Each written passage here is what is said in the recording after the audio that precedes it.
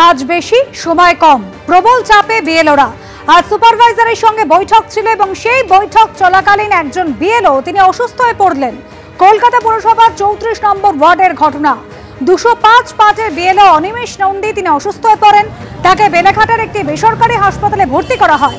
আর এরপরই ক্ষোভে ফেটে পড়লেন বিএলওরা।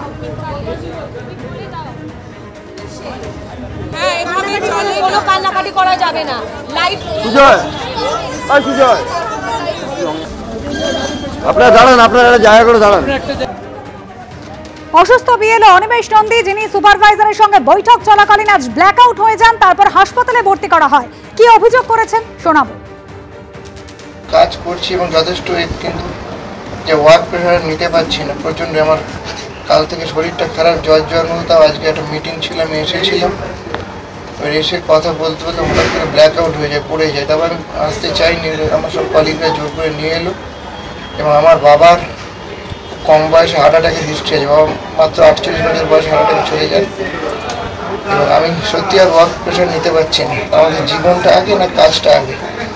সকালে উঠে বাড়ি বাড়ি ঘোরা, তারপরে রাত্রে প্রায় রাত জেগে কাজ করা, একদম আর পাচ্ছি না। আমি বলছি আমাকে হাত জোর করে আমাকে মুক্তি দেওয়া, এই কাজ থেকে আমি পাচ্ছি না। শুধু এই বিএলওই নন, অত্যাধিক কাজের চাপ, কম সময়ের মধ্যে তাদের নিত্য নতুন একেবারে নির্দিষ্ট সময়সীমা বেঁধে দেওয়া হচ্ছে। ভোটারদের বাড়ি বাড়ি এনুমারেশন ফর্ম পৌঁছে দেওয়াই নয়, তাদেরকে সমস্ত তথ্য আপলোড পর্যন্ত করতে হচ্ছে নির্দিষ্ট অ্যাপে। আর তাতেই তারা শারীরিক এবং মানসিকভাবে ধ্বস্ত, এমন অভিযোগ করছেন বিএলওরা। এই বিএলও স্ত্রীকে জানিয়েছেন, কি অভিযোগ করছেন শোনাবো। প্রচন্ড দুর্বল, ব্ল্যাকআউট হয়ে গেছে। এখন কিসের থেকে কি হয়েছে, দিনের পর দিন, আজ 15 দিন তারা একটানা ডিউটি করছে। তাদের খাওয়া নেই, ঘুম নেই, তাদের এতটুকু রেস্ট দেওয়ার প্রয়োজন কেউ মনে করছে না। এক্ষুনি এই কাজটা করতে হবে, কি 90% দেখাতে হবে, 95% দেখাতে হবে। আমি বাড়িতে বসে যেটুকু শুনতে পাচ্ছি, তার মধ্যে কাজ করা হচ্ছে মোবাইলে, কি ডেটা এন্ট্রির কাজ। তার মধ্যে কনস্ট্যান্টলি ভোটারদের ফোন আসছে, তারা হয়তো ন্যায্য কারণে ফোন করছেন কি করে ফর্ম ফিল আপ করবো বা না করবো, কিন্তু সেখানে যদি ফোনটা আটকে থাকে তাহলে কাজটা হচ্ছে না। ওদিকে অন্যদিক থেকে চাপ আসছে যে এক্ষুনি করতে হবে। সব মিলিয়ে খুব বাজে পরিস্থিতি।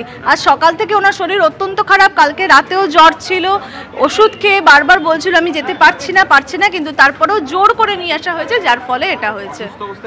হ্যাঁ, উনি অসুস্থ অবস্থায় বেরিয়েছেন, জ্বরের ওষুধ খেয়ে বেরিয়েছেন। এবং ঘুম হচ্ছিল না, কালকেও বলছিল আমার বুকে পিঠে ভীষণ ব্যথা হচ্ছে।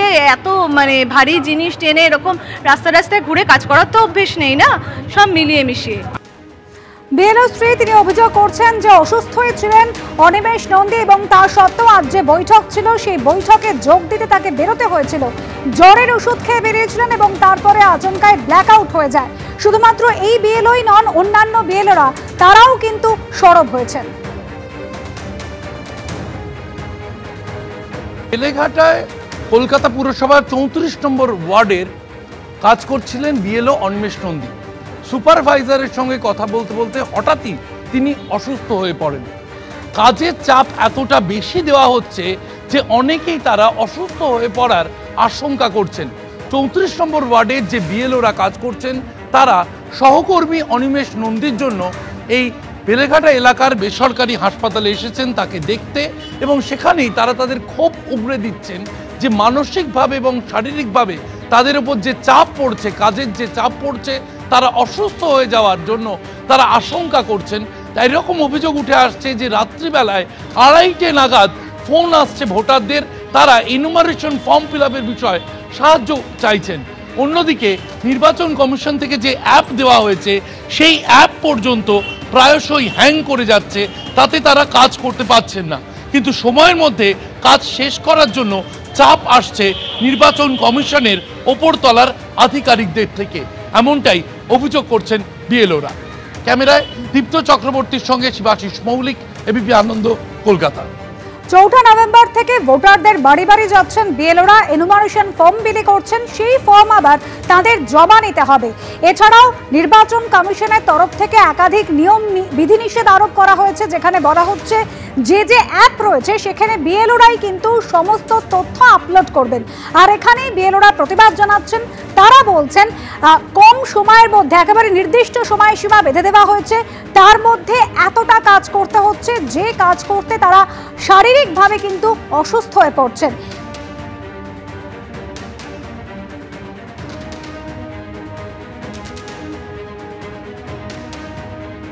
কালেকশন করতে করতে ডিজিটাইজেশন, মানে কোনো জিনিসটা প্রপার হচ্ছে না।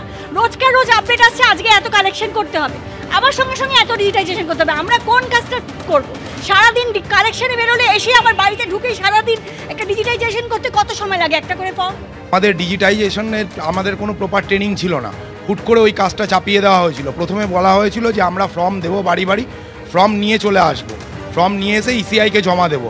হুট করে আমাদের বিএলও অ্যাপসে কী করলো, ডিজিটাইজেশন একটা অপশন করে দিল, এনুমারেশন ফর্ম ফিল বলে একটা অপশন করেছে। ডেড ভোটার, ভোটারের কোনো রকম কোনো গাইডলাইন্স নেই।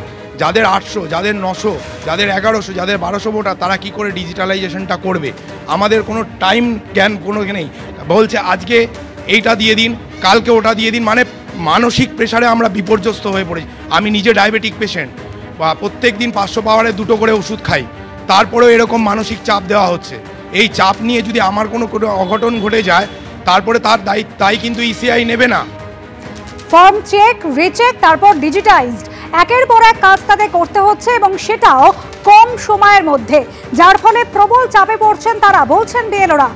গতকালও তারা প্রশিক্ষণ বয়কট করেছেন, জেলায় জেলায় বিক্ষোভ দেখিয়েছেন বিএলওরা। কমিশনের ভূমিকা নিয়ে তারা প্রশ্ন তুলছেন। প্রশিক্ষণ বয়কট বিএলওদের একাংশের, একাধিক জায়গায় শিলিগুড়ি, নদিয়া থেকে মুর্শিদাবাদ, হাওড়া, উত্তর 24 পরগনা, জেলায় জেলায় বিক্ষোভে সামিল বিএলওরা।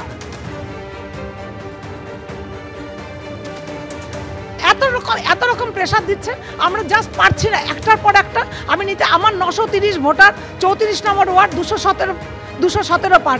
আমি প্রচণ্ড অসুস্থ হয়ে পড়ছি, হয়তো আমার মনে হচ্ছে আমি আর সেরিব্রাল অ্যাটাক হয়ে আমি মারা যাব।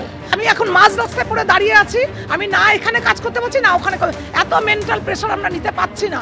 আমি জাস্ট অসুস্থ হয়ে গেছে, আমি পারছি না। আর তার মধ্যে একটা করে ফর্ম দিচ্ছি, 10 জন করে বোঝাতে হচ্ছে, আর বলছে যে আমরা কোনো ফর্ম ফিল আপ করবো না ম্যাডাম, ইয়েতে করে রাখবো, আপনি এসে দেখবেন। সেটা কি আমাদের পক্ষে পসিবল? আমাদের পক্ষে পসিবল বলুন তো? একটা লোকের আমি নাম ওখানে তুলছি, সেই সময় 4টে ফোন এসে গেল, আমার মনোসংযোগ নষ্ট হয়ে গেল। এবার ধরুন যার টাইটেল চক্রবর্তী, সেখানে যদি চৌধুরী হয়ে যায়, সে দায় তো আমার হবে। তো এইটা তো বুঝতে হবে, একটা ফোনে সে ফোন ধরবে, পাবলিকের সঙ্গে কমিউনিকেট করবে, আবার সে ডিজিটাইজ করবে, একটা নাম্বারের ওপর কীরকম চাপ পড়ছে। প্লাস আমাদের বিএলও অ্যাপটা হ্যাং করে যাচ্ছে থেকে, একটা করছি হচ্ছে না, বসে আছি।